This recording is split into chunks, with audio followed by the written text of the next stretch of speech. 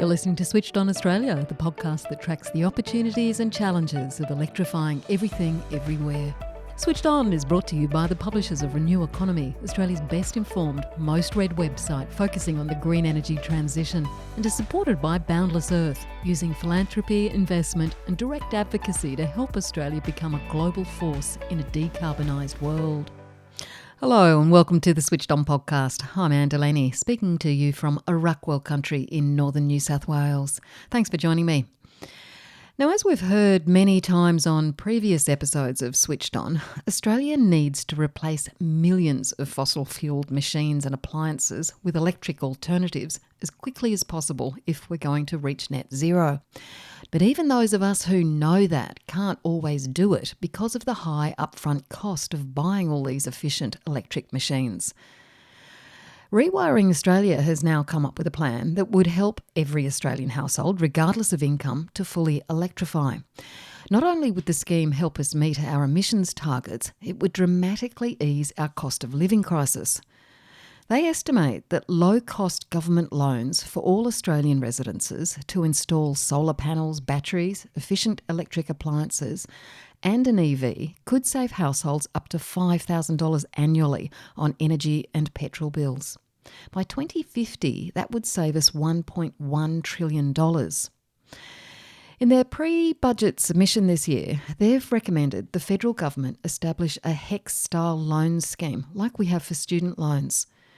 Unlike the student scheme, though, which is paid back over time once a former student reaches a threshold income, Rewiring Australia are proposing these electrification loans be secured on a property title and repaid when the property is sold, when people have the cash to pay. To dive into the details of the loan scheme, I spoke to Francis Vierboom, the Market Transformation Manager at Rewiring Australia. We started our discussion by looking at just how important this next federal budget in May will be for our energy transition. It's really important. It's every budget that we have between now and 2030 and between now and 2050 is really important to what needs to happen in the country. I think last year we saw the first little crack in the door of what electrification means in Australia, and it was really good to get. I think it ended up being a total of maybe $1.8 billion of funding from the federal government that was specifically for electrification initiatives. And that split across funding that went into the CEFC for the Home Energy Upgrades Fund. There was specific funding for community housing upgrade grants. There was some funding for, I think, a tax break for small businesses. And there was a bit of funding announced a bit later for local government projects. And every one of those things is a really important sector, and every one of those things has room for more than 10 times as much funding to get to where we need to get to. As you say, it opened the door. But Australians are facing a cost of living crisis, and we're facing a climate emergency. Now, Rewiring Australia has developed a plan to try and meet our emissions targets and ease the cost of living. Can you give me an overview of what you're proposing the government does in its next budget? What's the guts of the plan? So what we want to see the government do is expand its ambition a lot on what we do for home electrification. And we think that what's at the centre of that plan is that home electrification is a really good deal for households today in 2024. So Rewiring Australia has been talking about this modelling, since the first version of the models that we did in 2021 that showed, that the crossover point for spending money and investing in electric appliances, where that was going to save money even if you financed all those upgrades, it was going to start saving money in 2024. And it's 2024, and that's exactly what's happened, and a bit faster than we expected, because the price of gas and the underlying price of electricity, fossil fuels, went up so much in the interim. So the benefits of getting solar and battery and electrifying the big gas appliances in your house, which is space heating and water heating and cooking, have only become more attractive in the interim. And we're also seeing lots of movement in the EV sector as cheaper and better cars are starting to come to market. And the cost curve on that is closing rapidly, and it's already there if you account for the petrol savings you get. So based on all that, based on the fact that it does save households money, we think there's just a massive opportunity for the government in the budget to push go on this and say, let's actually deliver these savings to consumers all across Australia. Let's make sure that everyone has a pathway to do it. And there's obviously some barriers in the way of electrifying everyone, and a lot of those are to do with the cost and the upfront cost of actually getting the right appliances in. And there are some other really important ones, and in particular, the 30% of Australians that rent their home don't make those decisions. So that's another important thing that we need to work on. I mean, as you say, a massive barrier for a lot of people is money in terms of going all electric. What is the mechanism that you're hoping the government will apply? Because it's something very similar to the HECS loan scheme, isn't it, for education? Yeah, that's right. I mean, as we looked at this challenge and said, okay, people have an upfront cost that they need to invest in, and it's going to save them money and make them money in the long run. And Australia's actually solved that problem before, and the HECS loan scheme, a lot of listeners and a lot of people all over Australia would have benefited from over the last 30 years. And I'd say in essence, the great thing about HECS is that what it does is it gives you the capital you need to invest and lets you pay that capital back at the time when you're best able to afford it, which is when you're actually earning an income. And you're earning it back from the fact that you got skills at university, and now obviously similar schemes for vet courses as well. And it's an important scheme that's been copied around the world as well. So we looked at the electrification challenge and said, we've got a lot of similarities here. There's something that we need to invest in and that Australians need to invest in to get to a net zero compatible set of houses in Australia. And we're all going to save money if we get there. So how can we finance it in a way that covers everyone? And what that means is, there's a unique role we think that government can play as a patient lender in the way that it does in the HECS scheme, where it can afford to wait, because typical credit products, you have to pay them back on the set timetable that your lender sends to you. And if you miss a payment in your second year or in your fifth year, you start to get into trouble, and if you miss several payments, then you're in a world of pain going through debt recovery processes. And that's bad for both the lender and the consumer. And it's the reason why, Australians are, lots of Australians might choose not to use debt. But another reason why HECS is kind of considered in a different bucket. So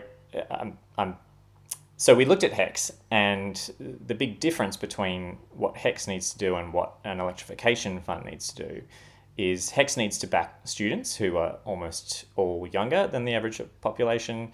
They're almost all on very low incomes because they're busy studying, and they're all usually asset poor because they're young mostly. Yes. And in contrast, if you're someone that needs to electrify a home, then by definition, that means you're a person who owns a home. And that's a really big difference. And I mentioned renters before, but I think when we're talking about finance policy, we actually are thinking about what is a policy that's going to be able to address owner-occupiers of homes that they own and the landlords of homes of renters, because it's the landlords who do decide on major appliance upgrades and decide on getting things like solar and a battery. So that was kind of one of the important, I think, starting points of thinking about what you could do to adapt like a HECS loan, which is something flexible, and address it to electrification. One of the interesting things about that, the comparison that you just made between student loans and, say, a household HECS-style loan, is that surely it's going to be an even safer bet for the government insofar as you said, the people taking out these loans are going to have an asset which the government can come after. You could even describe it as safe as houses, Anne, I think, this debt. And that's really it. And what we've actually landed on is a model that's really driven by that, where you say, actually, what if we loan people the money and the government, in its role as patient lender, can simply wait until the next time that house sells and take repayment then. And in the interim, you could index the loan for inflation in the same way that HECS loans are indexed. And so that means that the value of the loan amount outstanding goes up in line with just general prices in the economy, and economists would say that means that the real price of the loan stays flat. And it's also true that house prices, at least for the last 100 or something years, have stayed ahead of inflation in Australia, so that indexation wouldn't eat into the equity of your home.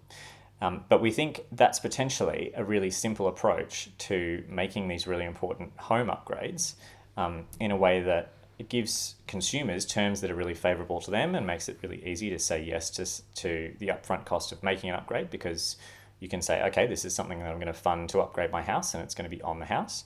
And on the day that it settles and all the money gets handed out to real estate agents and lawyers and mostly back to you or your bank to pay out a mortgage, there's also the cost of those upgrades gets paid back to the government. And that means it's actually really cost efficient for the government to make an investment like this, but doesn't rely on consumers having to have like the right kind of income to repay this.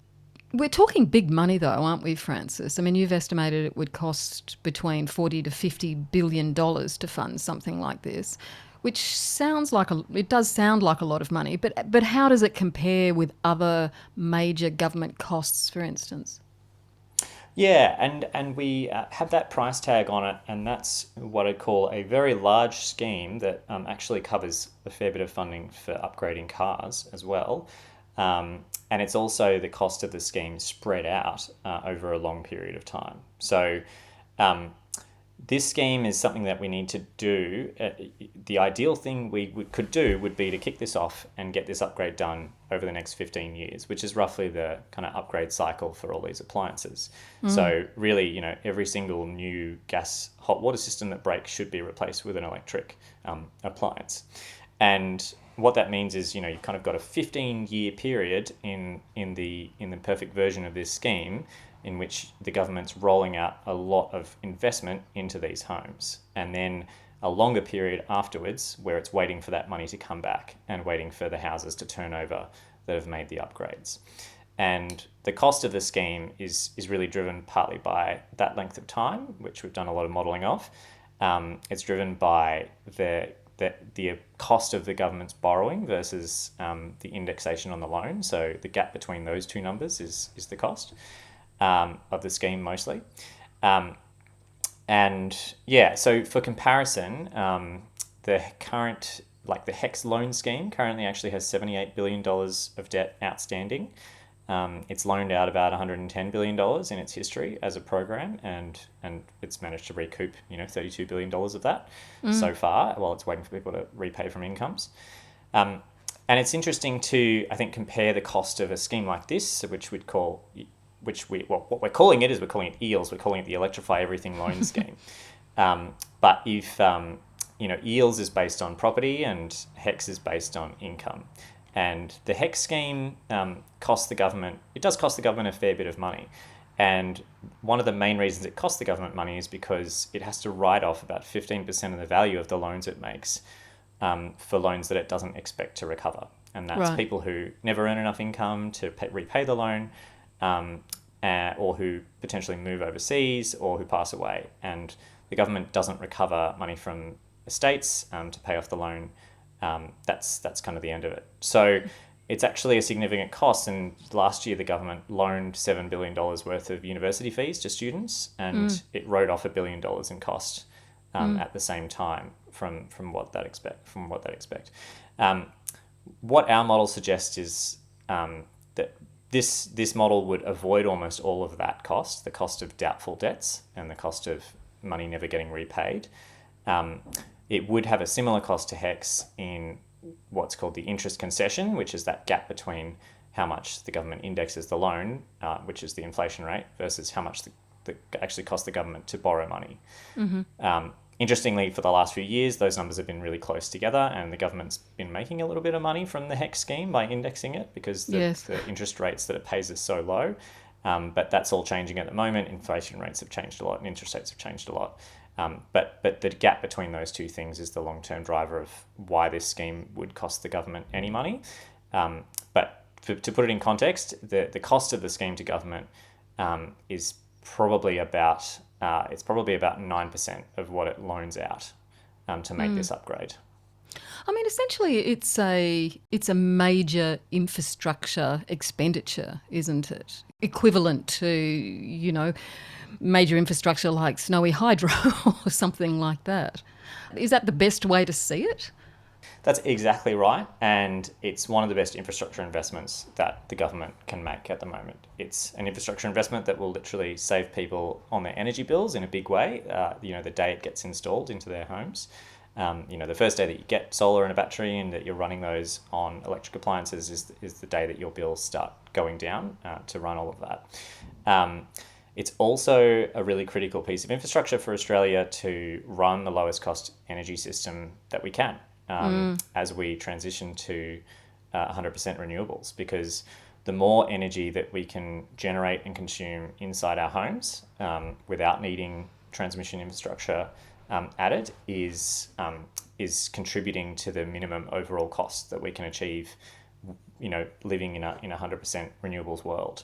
And we definitely need lots of new transmission, and we need lots of large scale renewables and utility scale batteries to have a 100% grid. But the more of this we get done inside homes, both the faster we get it done, the more consumers benefit from it directly themselves, and the less extra infrastructure in the long run we actually need to still run a really reliable and safe electricity system.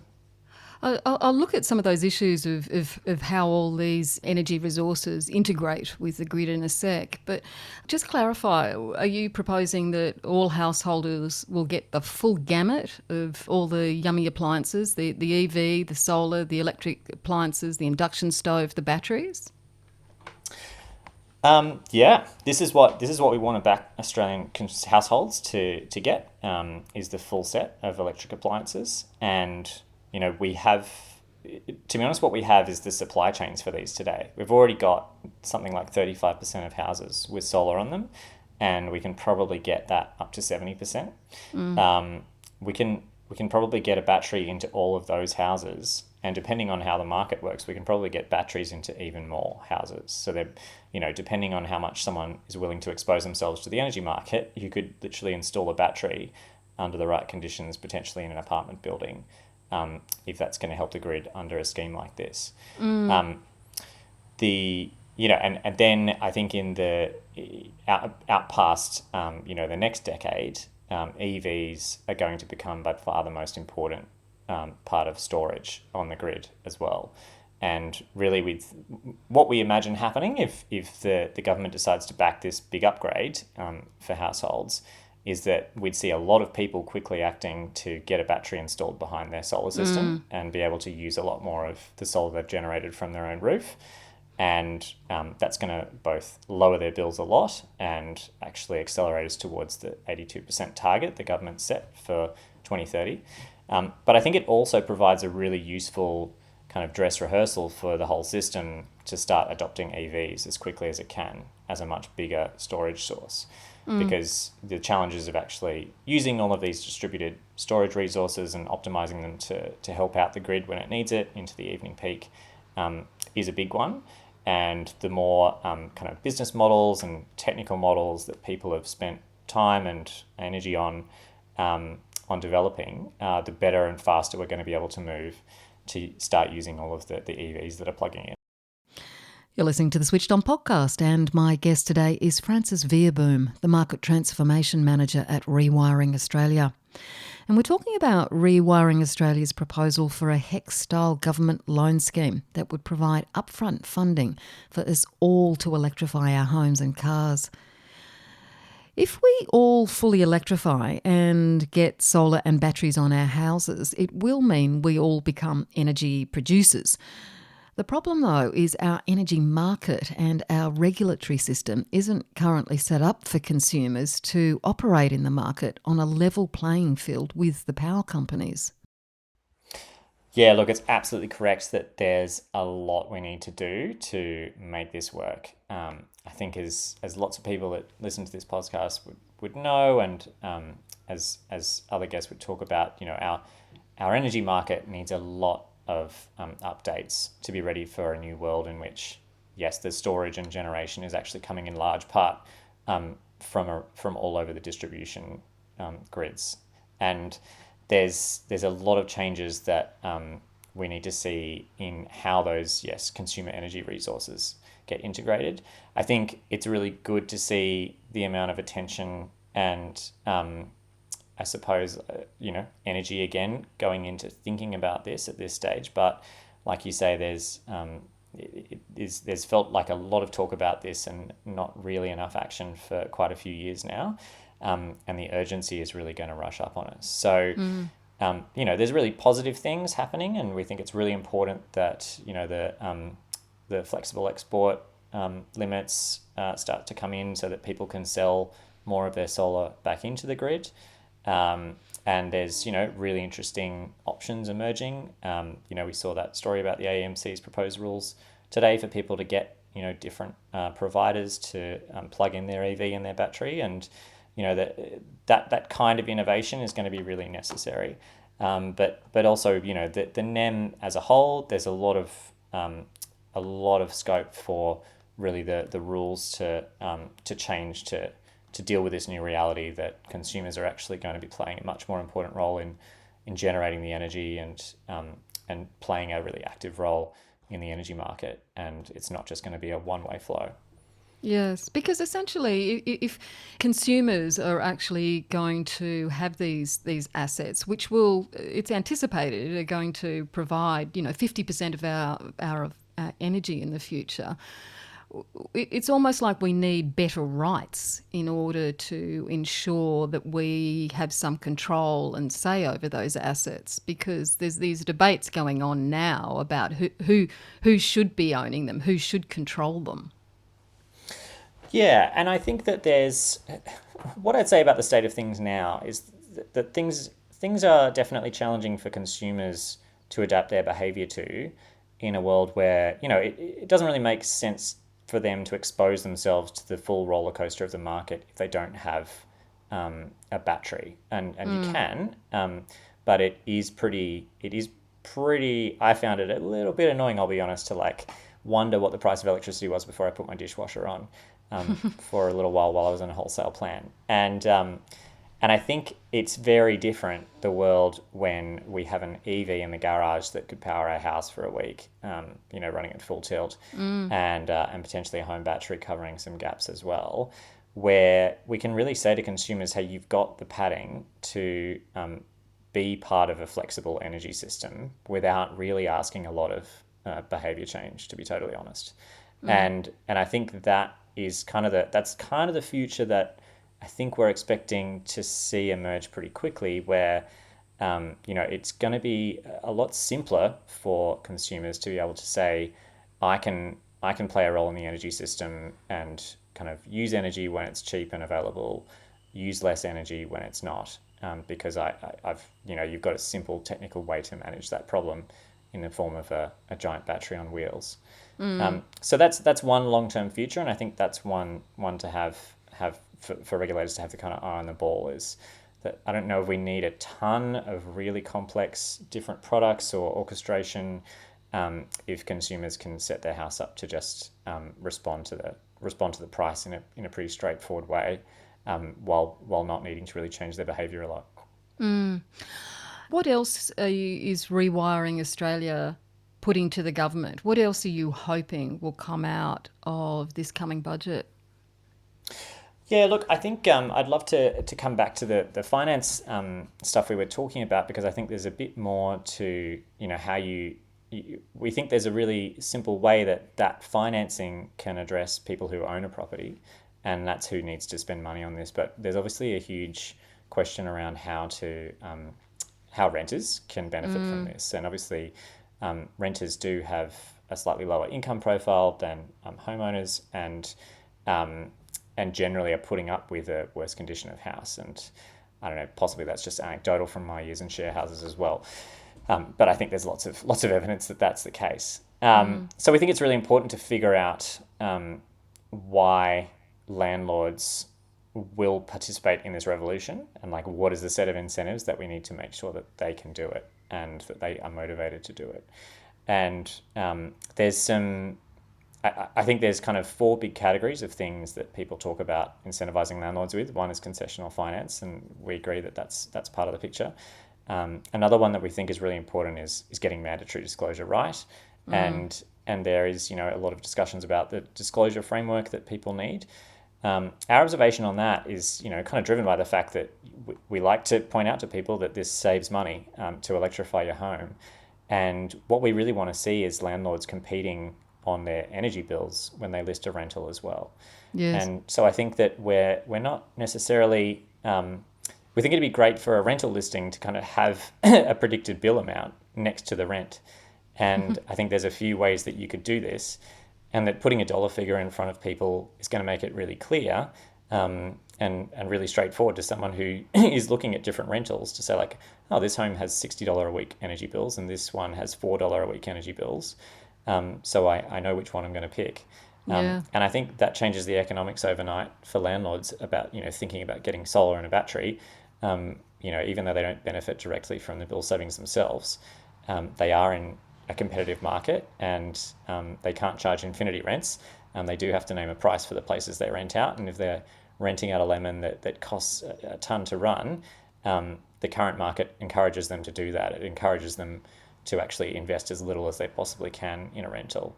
And if we could make landlords actually, benefit from the fact that they'd made energy upgrades and have a rental that presented better in a competitive market, and then I think you'd see suddenly the incentives actually align with landlords who are doing the right thing by their tenants and making those upgrades. Yes, have an energy efficient home as opposed to one with the latest interior design, which I think we all tend to put too much focus on. Yes, and I'm not sure that the rentals I lived in had the latest interior design either. But, no. Okay.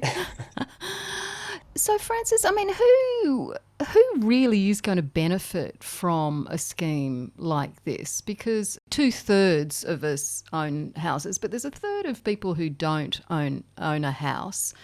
Is it really going to benefit more the well-to-do, the people who are better off than trying to take everybody with us? Yeah, I think that's a really important question, Anne, and we think about it really hard.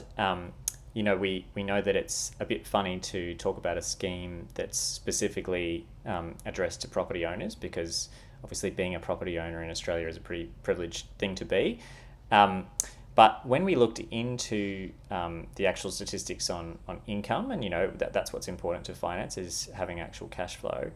I was pretty surprised to learn that if you look across the kind of the quintiles of Australian incomes, so if you look at the bottom 20% and the next 20%, so the bottom 40% of Australians, 62% of them still own a house and are owner occupiers. And that compares to, in the top 40%, 73%. So there's a lot of people on low incomes who do own a house. But if you drill into those statistics further, another interesting fact about that is that in the top 40%, there's actually twice as many mortgages as there are in the bottom 40%. So I found that actually surprising as I read it, but it does make sense that having a mortgage is actually something correlated with having a high income, and you need a high income in Australia to afford a mortgage, frankly, and it needs to be higher than it used to. And what that means is that, I think there's a lot of people who own houses in Australia, and again, although only about 70% of Australians own a house in Australia, but 100% of houses in Australia do have an owner, and that owner is the person that is going to decide about this electrification investment. And so that's again why we think this finance scheme has to be addressed to the owners. And because that will also cover the renters, won't it? Yeah, that's right. Basically, we need to find a way to make sure that that landlords are motivated to use this scheme, and finance alone won't be enough to do that, and that's why we need to consider other ways to make sure that they're doing that. Yes.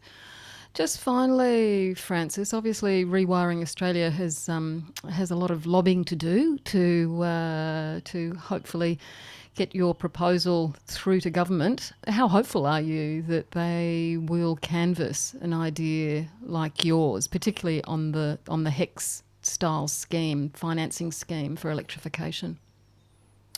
Yeah, we've got a lot of hope. We think there's some really obvious smart politics in offering people a chance to go electric and to achieve a massive bill savings. And I'm pretty sure that they're aware of that fact as well. And they've made a lot of progress in the utility scale stuff with the capacity investment scheme. And I think there's a huge opportunity to really focus on the opportunity for households to start benefiting from this as well.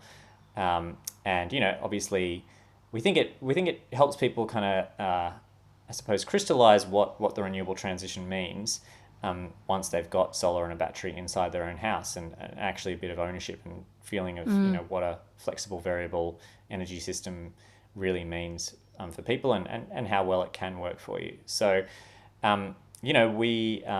we're definitely calling it to their attention, and we're also putting a lot of work into what the administrative design of this could be and how it would roll out, and we've put a lot of effort into modelling what the fiscal impact would be as well. And we think we've got a great case to put forward about what efficient government investment this is. It would save consumers, it would save them if they get EVs as well as all electric homes.